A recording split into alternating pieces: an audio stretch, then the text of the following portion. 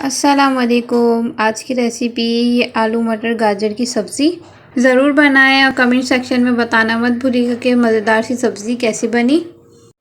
आज बन रही है आलू मटर गाजर की सब्ज़ी। उसके लिए हमने सारी सब्ज़ियां ले ली और स्पाइसेस अब बनाना स्टार्ट कर रहे हैं। घी ले लेंगे।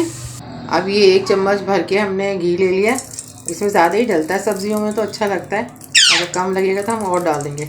1 चम्मच भर के ज़ीरा है, ज़्यादा है। इसको थोड़ा ब्राउन करेंगे। हाँ, ब्राउन करेंगे फिर सब्जी अपनी डालेंगे। अब ये कड़क गया इसके अंदर ज़ीरा, तो हम ये सब्जी डालेंगे। पहले हम आलू डालेंगे जो आधा किलो है।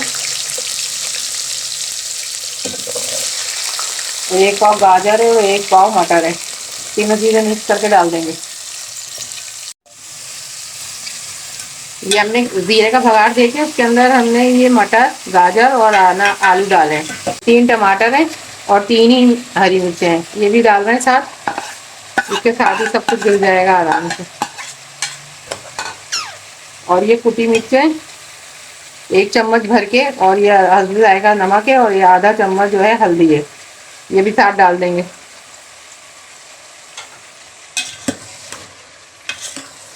इसमें अगर पानी की ज़रा सी ज़रूरत पड़े तो डाल दें, वरना ये टमाटर और सबके उसमें ही गल जाएगा सारा।